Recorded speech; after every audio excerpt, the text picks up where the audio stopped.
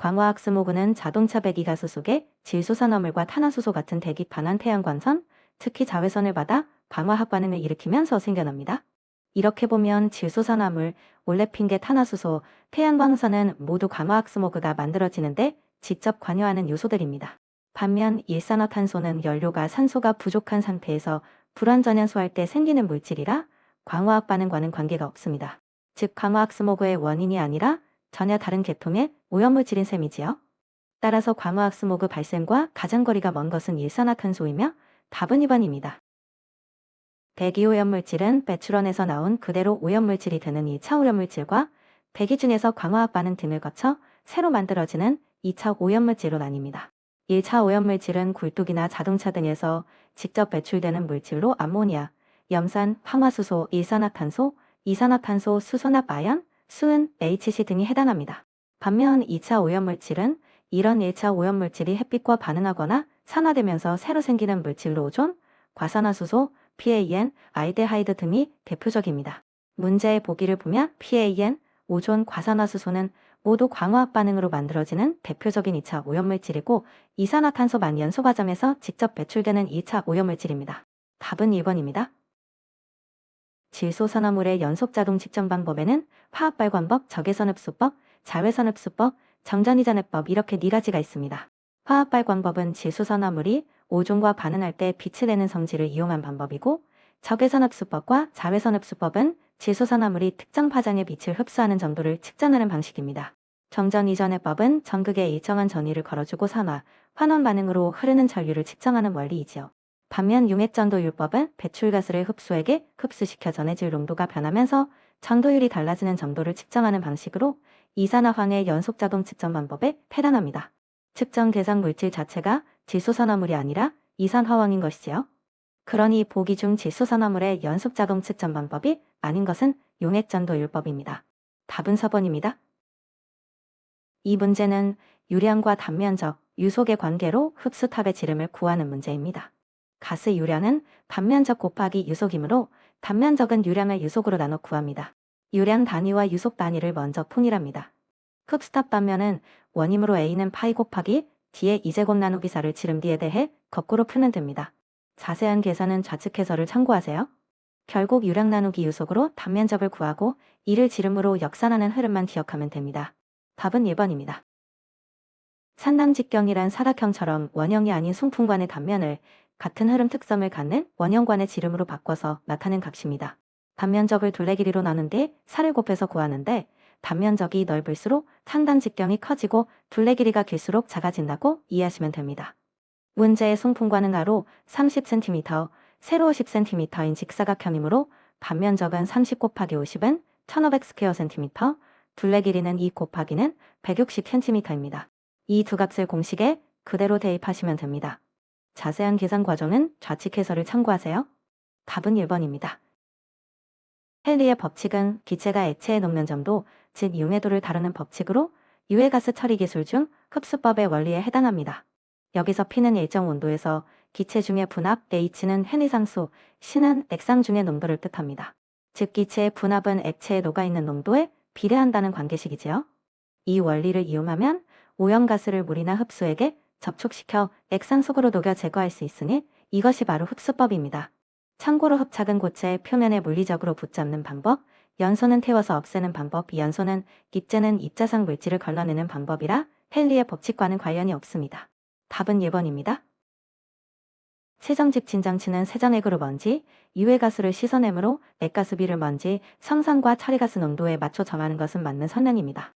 목부는 유속이 가장 빠른 곳이라 마모가 쉽게 일어나므로 수시로 점검하고 교환해야 하고 기획 분리기도 시설을 완전히 멈추기 전에 잠시 공매전을 시켜 부착된 선상 세정수를 제거해야 부식을 막을 수 있습니다. 여기까지는 모두 맞는 설명입니다. 문제는 온도 부분입니다. 벤초리 세정기는 가스를 세정액과 강하게 접촉시켜 세정액의 흡수, 응축되게 만드는 원리로 유해가스를 제거합니다. 온도가 높으면 가스가 기체 상태를 유지하려 해 세정액에 잘 녹지도 않고 온도가 낮을수록 용해, 응축이 잘 일어나 효율이 높아집니다. 그러니 온도를 높게 온전하는 것이 바람직하다는 설명이 틀렸습니다. 답은 4번입니다. 관성력 집진장치는 뉴턴의 관성의 법칙을 이용하는 집진장치입니다. 먼지가 섞인 가스가 흐르다가 방해판에 부딪히거나 기류의 방향이 급격히 꺾이면 가벼운 가스는 방향을 쉽게 바꾸지만 무거운 먼지 입자는 관성 때문에 원래 진행하던 방향으로 계속 나아가려 합니다. 이렇게 가스와 입자가 서로 다르게 움직이는 차이를 이용해서 입자를 가스 흐름에서 떼어내 분리, 포집하는 방식이 바로 관성력 집진장치입니다. 참고로 중력 집진장치는 먼지 자체의 무게로 가라앉히는 방식이고 전기 집진장치는 전하를 이용해 전극에 끌어당기는 방식이며 여과 집진장치는 필터로 걸러내는 방식이라 원리가 서로 다릅니다. 답은 4번입니다.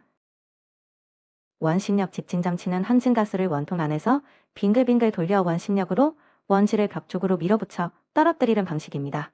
구조 자체가 단순한 회전 유동이라 만들기도 다루기도 비교적 쉬운 편이고 점착성이나 흡습성이 있는 먼지는 회전 중에 내벽에 달라붙어 막히기 쉬우므로 이런 배출가스 처리에는 적합하지 않습니다.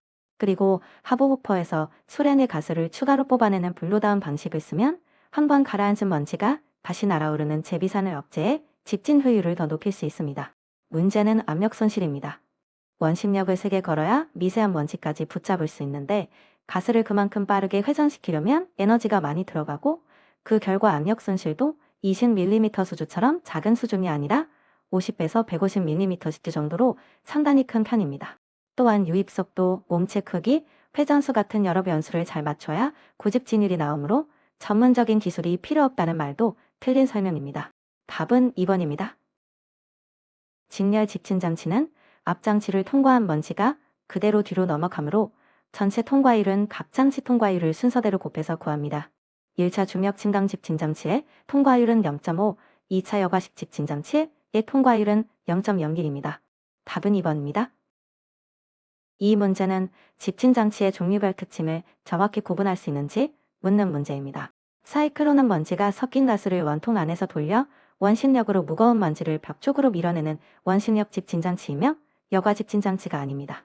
중력 집진장치는 별도의 힘 없이 먼지가 스스로 가라앉기를 기다리는 방식이라 구조는 단순하지만 미세먼지는 잘 못 잡아내는 대표적 저효율 집진장치입니다. 여과 집진장치는 필터로 먼지를 걸러내는 방식인데 수분이 섞이면 필터가 막히거나 손상되기 쉬워 건조한 먼지 처리에 적합합니다. 전기 집진장치는 방전극의 코로나 방전으로 이온을 만들어 먼지를 대전시키고 반대 전하의 직진극으로 끌어당겨 모으는 방식입니다. 답은 4번입니다.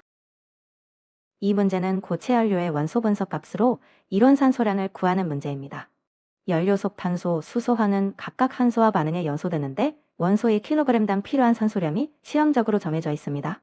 탄소는 1.867배, 화는 0.7배이고 수소는 5.6배이지만 연료 속에 이미 들어있는 산소는 수소와 결합해 있다고 보고 판론하는 만큼을 빼줍니다.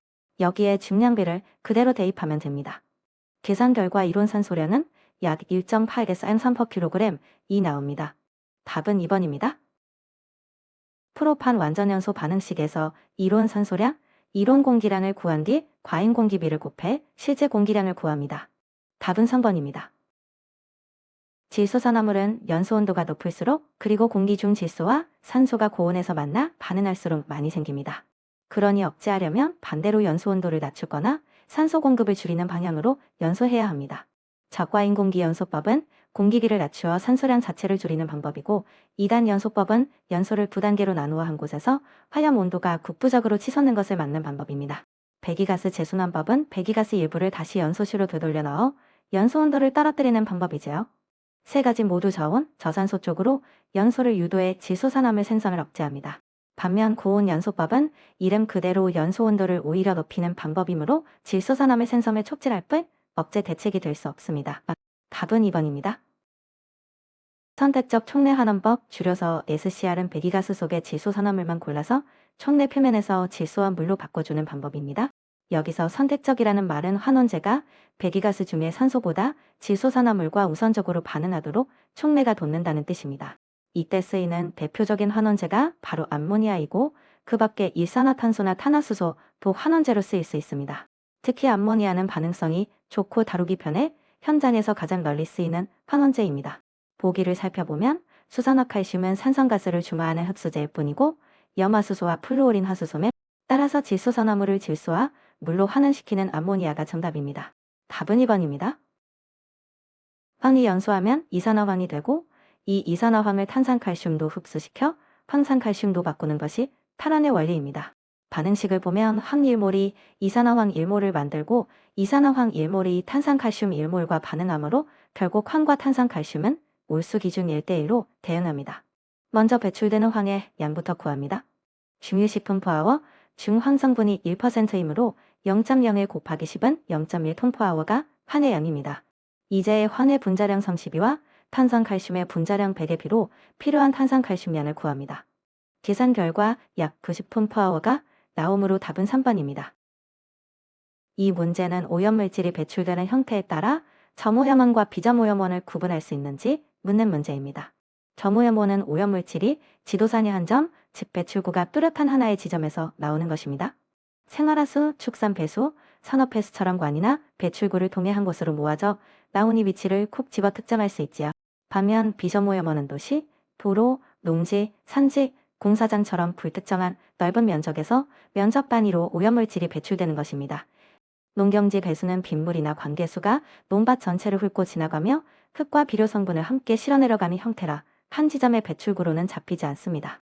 보기 중 폐수 처리장 방류수, 축산 배수, 산업 배수는 모두 배출구가 명확한 점오염원이고 농경지 배수만 면적 단위로 퍼지는 비점오염원에 해당합니다. 답은 1번입니다.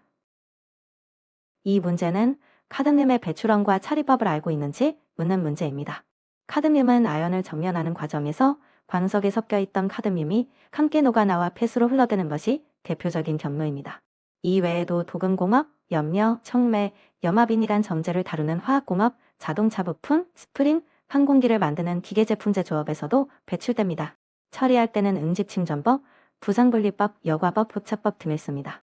참고로 수은은 재련소나 매립지, 농경지에서 이출되어 이온교환이나 역삼투막으로, 페놀은 아스팔트 포장도로 등에서 나와 활성탄으로, PCB는 전기, 화학, 식품, 제재 공장에서 배출되어 열분해나 미생물분해 등으로 처리한다는 점에서 카드뮴과 배출원, 처리법이 다릅니다. 답은 4번입니다. 하천 자정작용은 오염원에서 멀어질수록 분해지대, 활발한 분해지대, 회복지대, 정수지대 순으로 진행됩니다. 이 중 활발한 분해지대의 특징을 묻는 문제입니다.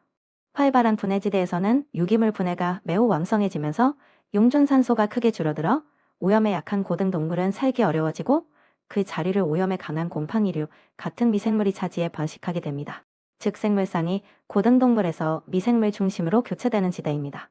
반면 분해지대는 오염 초기 단계로 화학, 물리적 반응이 아직 크게 저하되지 않아 정상적인 생물상이 어느 정도 남아있는 단계이고 회복지대는 물이 착하 깨끗해지며 용존산소 농도가 다시 증가하는 단계이며 정수지대는 오염되지 않은 자정수처럼 깨끗해져 용존산소량도 많아지고 오염된 물에서 살 수 없었던 동식물이 다시 번식하는 단계입니다.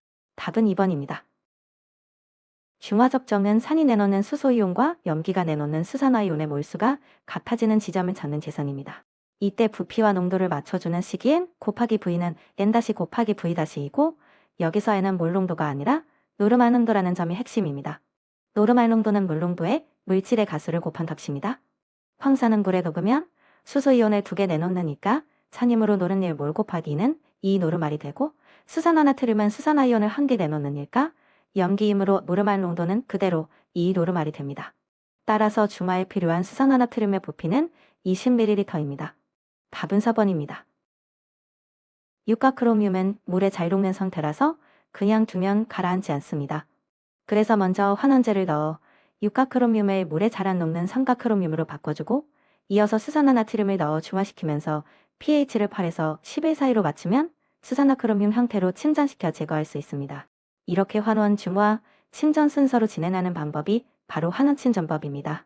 다른 보기들을 보면 아말감법은 수은을 이용해 금속을 회수하는 방법이라 크로뮴 처리와는 관련이 없고 오존산화법은 반대로 물질을 산화시키는 방법이라 육가크로뮴을 더 안정한 상태로 만들 뿐 제거에는 적합하지 않습니다. 충격법도 크로뮴 폐수 처리에 쓰이는 공정이 아닙니다. 그러니 육가크로뮴 함유 폐수 처리에는 환원침전법이 가장 적합합니다. 답은 2번입니다. 플루오린 함유 폐수는 화학침전법으로 처리하는 것이 가장 일반적입니다. 원리는 물에 자유롭지 않는 플루오린과 칼슘 앙금을 만들어 가안치는 것입니다. 먼저 폐수에 소석회를 과량으로 넣어 pH를 10 이상의 강알칼리 상태로 올립니다.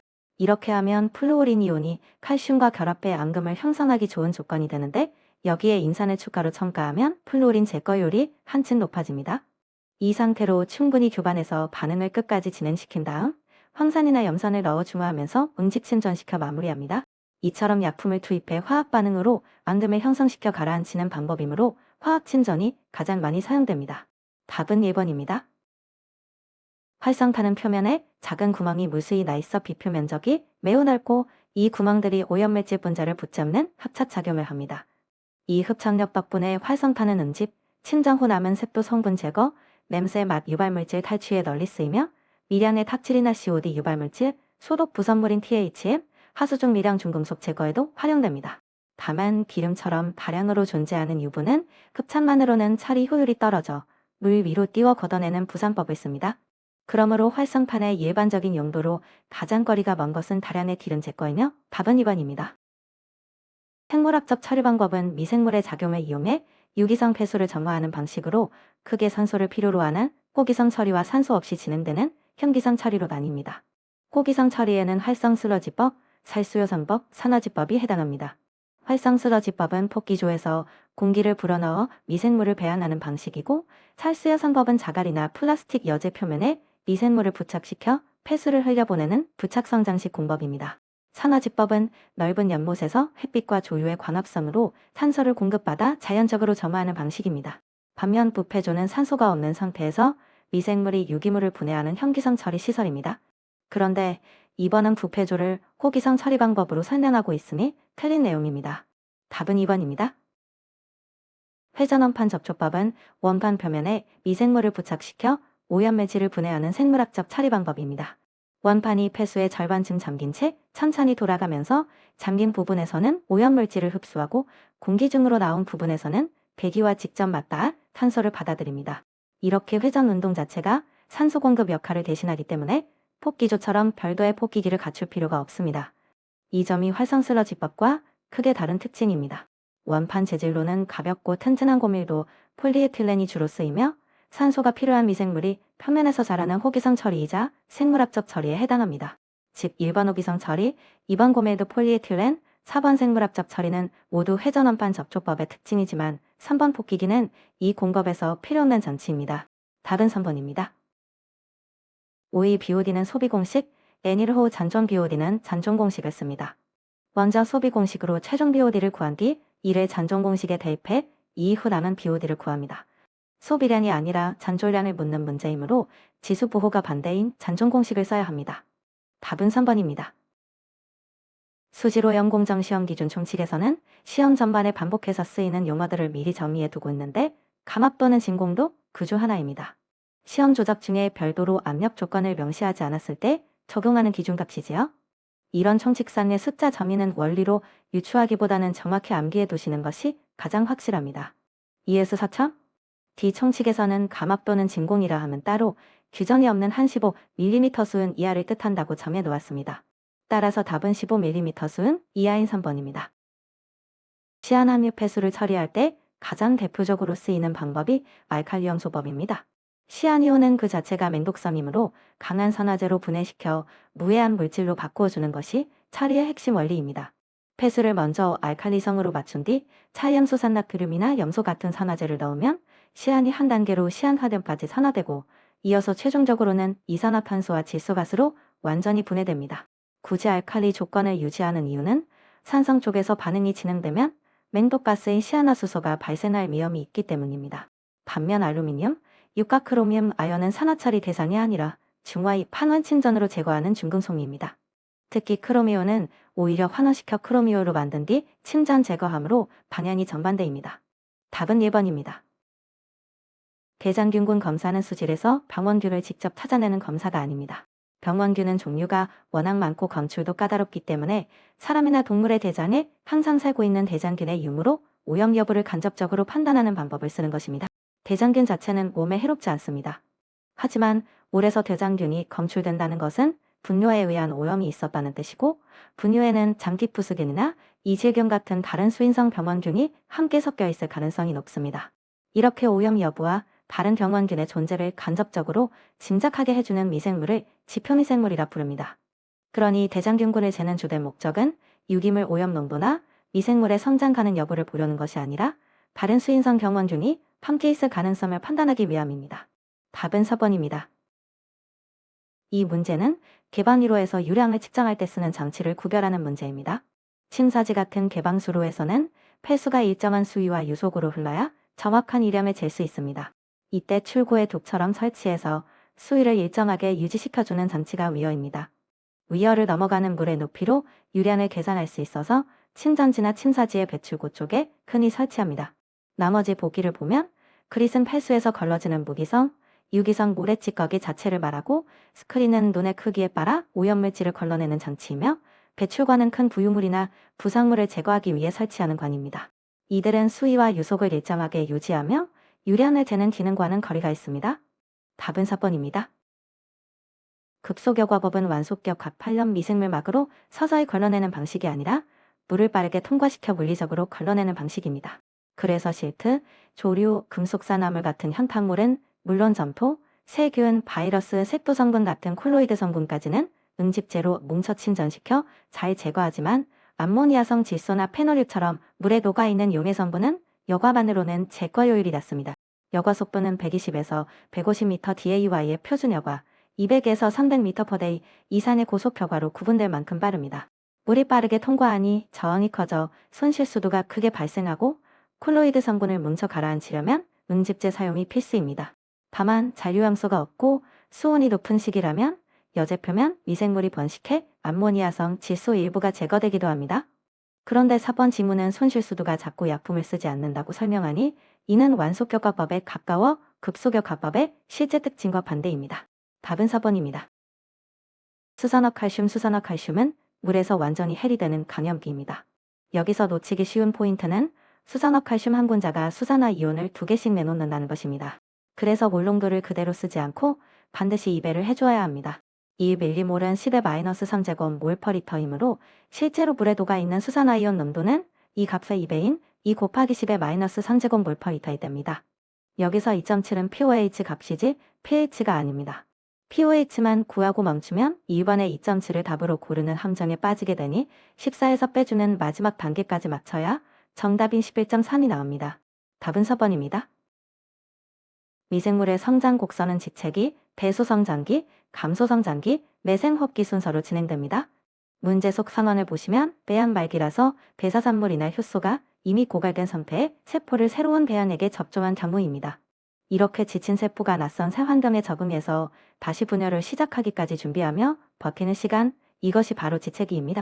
나머지 단계는 모두 이미 적응을 마친 뒤의 이야기입니다. 대수성장기는 적응이 끝나고 폭발적으로 증식하는 단계이고 감소성장기는 영양소가 바닥나면서 오래된 세포의 산화율이 성장률을 앞지르는 단계이며 내생호흡기는 외부 영양 공급이 끊긴 채 세포가 자기 몸을 분해해 버티는 단계입니다. 접종 직후의 적응 기간이라는 조건과는 맞지 않습니다. 답은 2번입니다. 미생물은 산소를 어떻게 섭취하느냐에 따라 호기성과 현기성으로 나뉩니다. 호기성 미생물은 물속에 녹아있는 용존산소를 직접 호흡에 이용하는 반면 현기성 미생물은 용존산소가 전혀 없는 환경에서도 살아갈 수 있습니다. 현기성 미생물은 용존산소 대신 황산이온, 질산이온 같은 산화물에 결합된 산소를 떼어내어 호흡에 이용합니다. 이 과정에서 황화수소, 암모니아, 질소 같은 환원 물질이 부산물로 생성되지요. 그래서 현기성 소화조나 부패한 하수에서 특유의 악취가 나는 것입니다.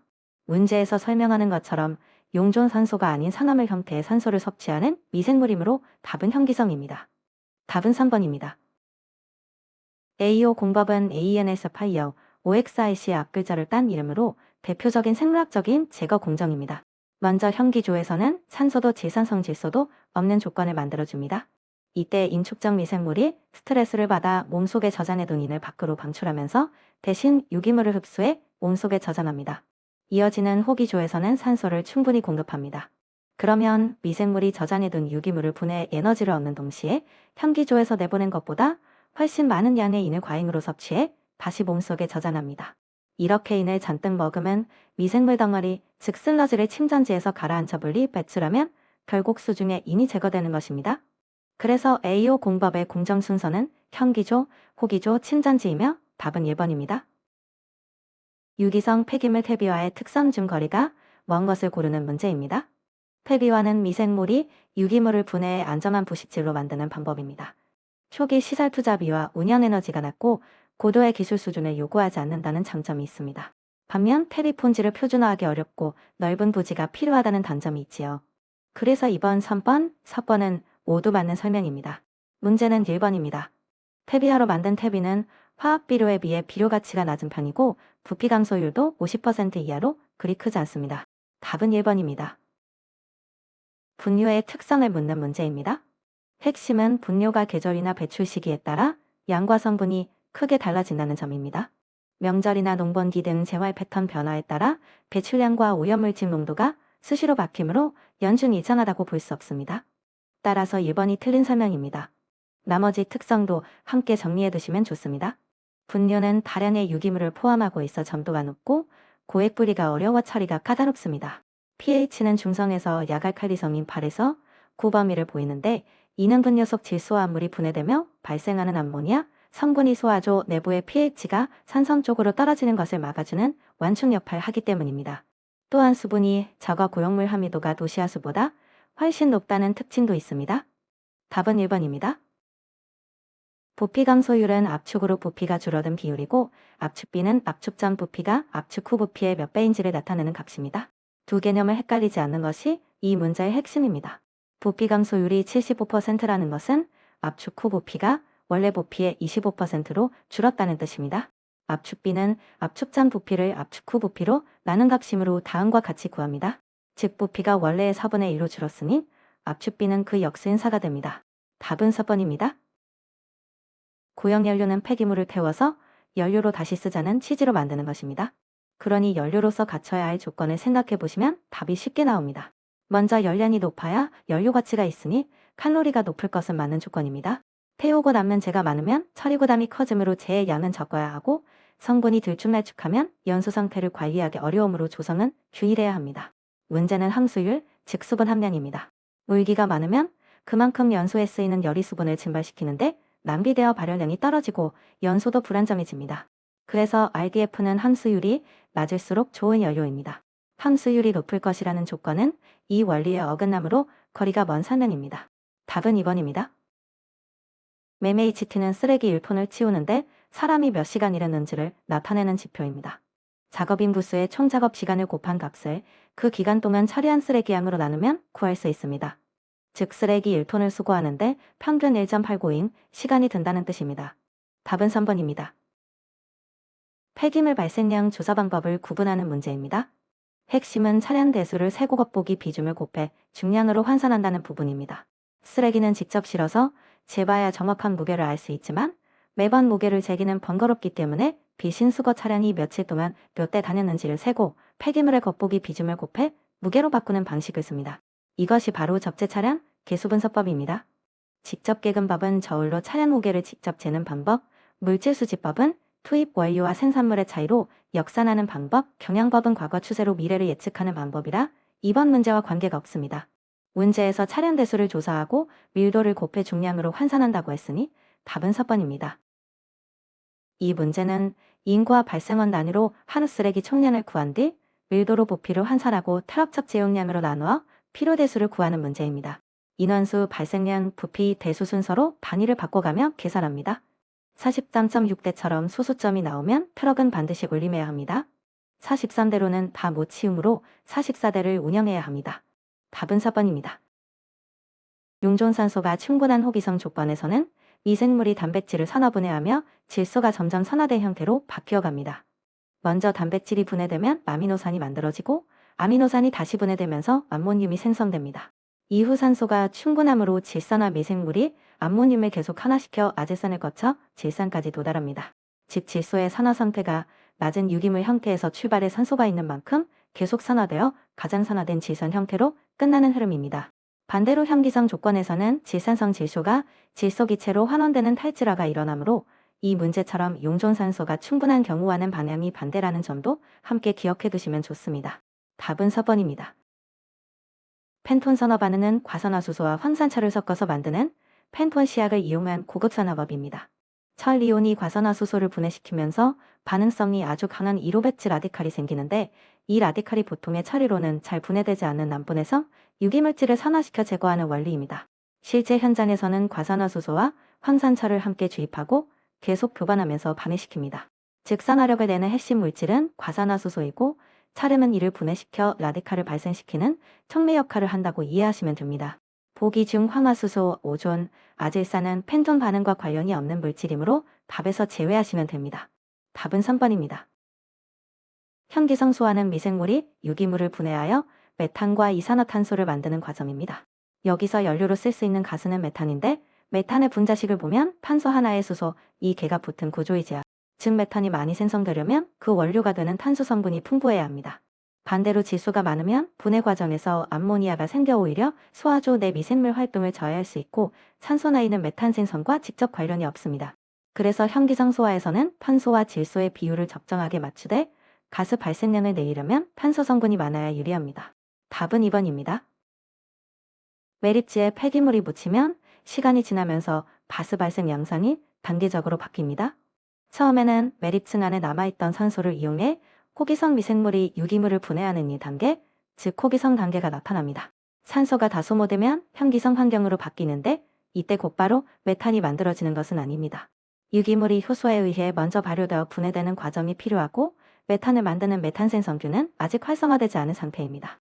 이 시기가 바로 이 단계, 즉 현기성 비메탄 단계입니다. 이후 메탄 생성균이 활성화되면서 메탄이 본격적으로 만들어지고 쌓이는 3단계를 거쳐 반응이 거의 안정되어 정상적인 현기성 분해가 이루어지는 4단계로 이어집니다. 정리하면 효소에 의한 발효로 유기물은 분해되지만 메탄균은 아직 활동하지 않는 시기가 이 단계입니다. 답은 2번입니다. 재활용 시설은 처리 방식에 따라 물리적, 화학적, 생물학적, 생물학적, 기계적 재활용 시설로 나뉩니다. 이 문제는 그 분류를 정확히 알고 계신지 묻는 문제입니다. 고형화 시설과 고화 시설은 폐기물에 시멘트나 약품 등을 섞어 화학적으로 안정된 형태로 바꾸는 방식이라 화학적 재활용 시설에 속합니다.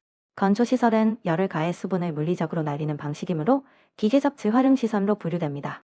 반면 버섯 재배 시설은 버섯균, 즉 미생물의 힘을 빌려 유기성 폐기물을 분해하고 발효시켜 자원화하는 시설입니다. 미생물을 이용해 분해한다는 점이 바로 생물학적 재활용 시설의 핵심 조건입니다. 답은 3번입니다. 이 문제는 매립지 복토의 종류별 두께와 조건을 구분할 수 있는지 묻는 문제입니다. 당일 복토는 그날 매립이 끝난 부분을 그날 바로 덮는 것으로 두께는 15cm 이상입니다. 새 방식에서는 다음날 또 매립이 이어지면 선구면은 노출이 짧지만 옆으로 쌓이는 사면부는 노출 기간이 7일 이상으로 길어짐으로 사면부 위주로 당일 복토를 시행합니다. 복토제로 사질토를 쓰면 다지기가 쉽고 공기가 잘 통해 화재 예방에는 좋지만 냄새가 그대로 새어나오는 단점이 있습니다. 문제는 중간복토입니다.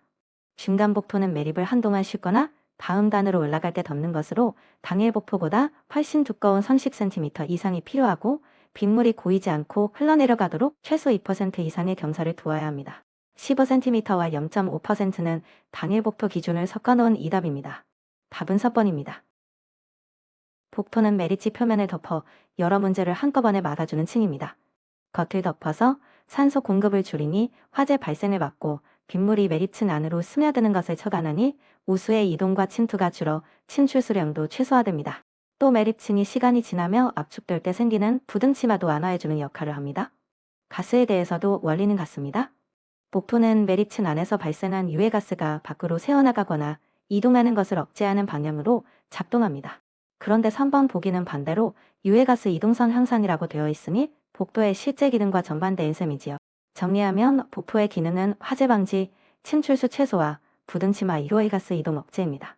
이동성을 향상시키는 것이 아니라 억제하는 것이 핵심이니 거리가 먼 것은 3번입니다. 답은 3번입니다. 매립지를 고를 때 가장 걱정해야 할 것 중 하나가 침출수가 지하수를 오염시키는 문제입니다. 그래서 매립지는 지하수의 영향을 최대한 적게 받는 곳이어야 하는데 지대가 낮으면 주변의 지표수와 지하수가 매립지 쪽으로 모여들기 쉬워 오염 확산의 위험이 커집니다.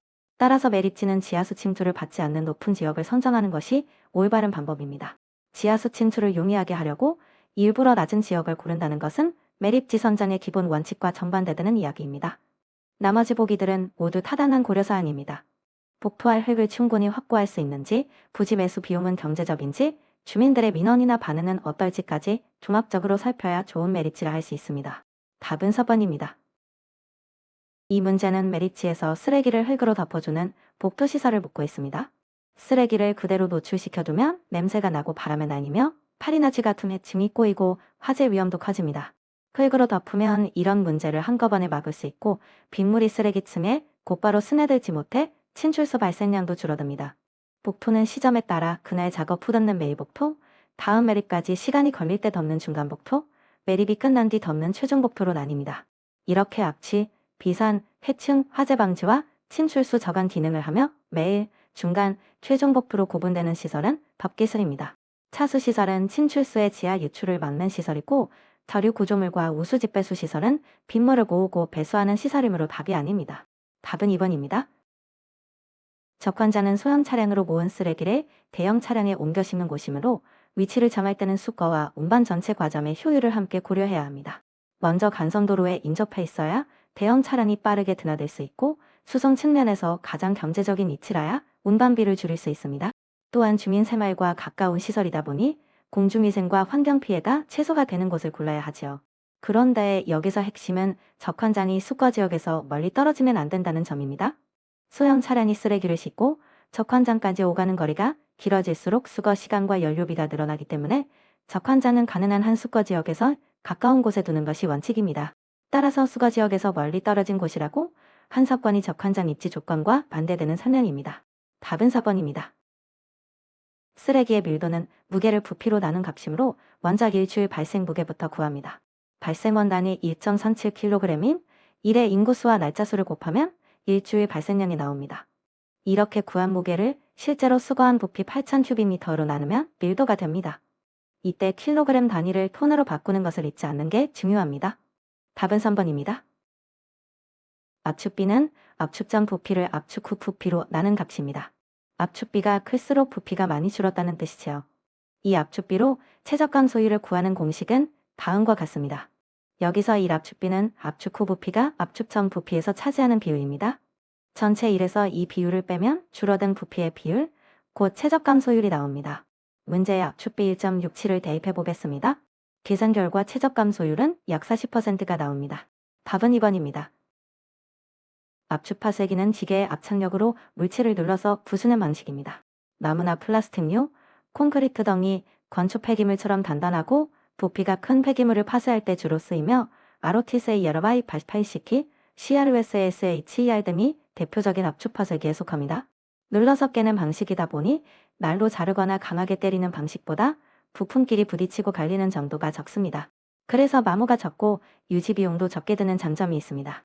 다만 금속이나 고무, 연질 플라스틱처럼 눌러도 잘 부서지지 않고 늘어나거나 휘어지는 재질은 압축력만으로는 파쇄하기가 어렵습니다. 참고로 전단 파쇄기는 날로 잘라내는 방식이고 충격 파쇄기는 순간적인 타격력으로 깨는 방식이라 압축 파쇄기와는 원리 자체가 다릅니다. 답은 2번입니다.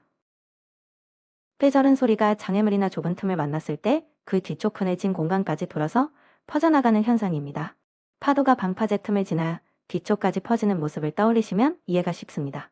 이 회절이 잘 일어나는 정도는 파장에 비례합니다. 파장이 길수록, 즉 저음처럼 파장이 긴 소리일수록 장애물이나 슬릿을 만나도 잘 휘어져 뒤쪽까지 잘 전달됩니다. 반대로 파장이 짧은 고음은 직진성이 강해 회절이 잘 안됩니다. 그런데 1번 지문은 회절하는 정도가 파장에 반비례한다고 했으니 이는 틀린 설명입니다. 나머지 지문은 모두 맞습니다.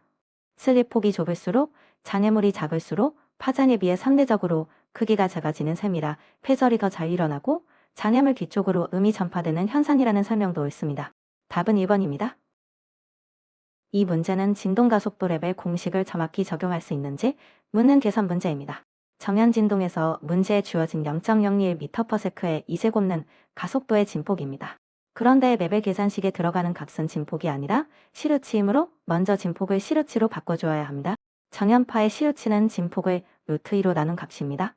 만약 시루치로 바꾸지 않고 진폭 0.02를 그대로 넣으면 60dB에 가까운 값이 나와 오답을 고르기 쉬우니 정연진동 문제는 반드시 진폭을 시루치로 환산한 뒤 레벨식에 대입한다는 점을 기억해 두시기 바랍니다. 답은 3번입니다. 소음이 몸에 가해지면 신체는 이를 스트레스로 받아들여 자율신경계가 흥분하는 방향으로 반응합니다. 그래서 순환계에서는 혈압이 오르고 맥박이 빨라지며 말초혈관이 수축하고 호흡기계에서는 호흡 횟수는 늘고 깊이는 얕아집니다. 소화기계에서는 타액 분비량이 늘고 위액 산도는 낮아지며 위의 수축 온도만 둔해집니다. 혈액에서도 긴장 반응으로 혈당도, 백혈구수, 아드레날린이 모두 증가합니다. 직소음은 신체 기능을 저하시키기보다 대부분 항진시키는 쪽으로 작용한다고 기억하시면 됩니다. 그런데 사번은 혈당도, 혈중 백혈구수, 혈중 아드레날린이 저하된다고 했으니 실제와는 정반대입니다. 나머지 보기는 모두 맞는 내용입니다. 노인성 난청은 고주파음에서부터 소음으로 인한 영구적 청력 손실은 4000Hz 부근에서부터 시작되며 소음은 가축의 산란율, 부화율, 우유량 저하 같은 축산 피해도 일으킵니다. 답은 4번입니다. 이 문제는 합성소음 레벨 공식을 적용해 같은 크기의 소음원 여러 개가 동시에 울릴 때의 소음도를 구하는 문제입니다. 데시벨을 노구 단위라서 소음원을 더할 때 소음도끼리 그냥 더하면 안 되고 각소음의 에너지를 실제 값으로 환산해 합산한 뒤 다시 로그로 바꿔주어야 합니다. 세기가 같은 소음원이 N개이면 원래 소음도의 10로그만 더해주면 간단히 구할 수 있습니다. 이 문제는 77데시벨인 자동차 소음원인 2대이므로 NA를 대입합니다. 소음원이 늘어나도 소음도는 선술적으로 2배가 되는 게 아니라 로그 특성 때문에 증가폭이 완만해진다는 점이 이 문제의 핵심입니다. 답은 1번입니다. 반음 대책은 소음이 만들어지는 그 자리에서 막느냐 아니면 소리가 퍼져나가는 길목에서 막느냐로 크게 나뉩니다. 음원 대책은 소음을 일으키는 발생원 자체를 손보는 방법이고 전파 경로 대책은 이미 생긴 소리가 사람 귀에 닿기까지 지나가는 경로에서 손을 쓰는 방법입니다.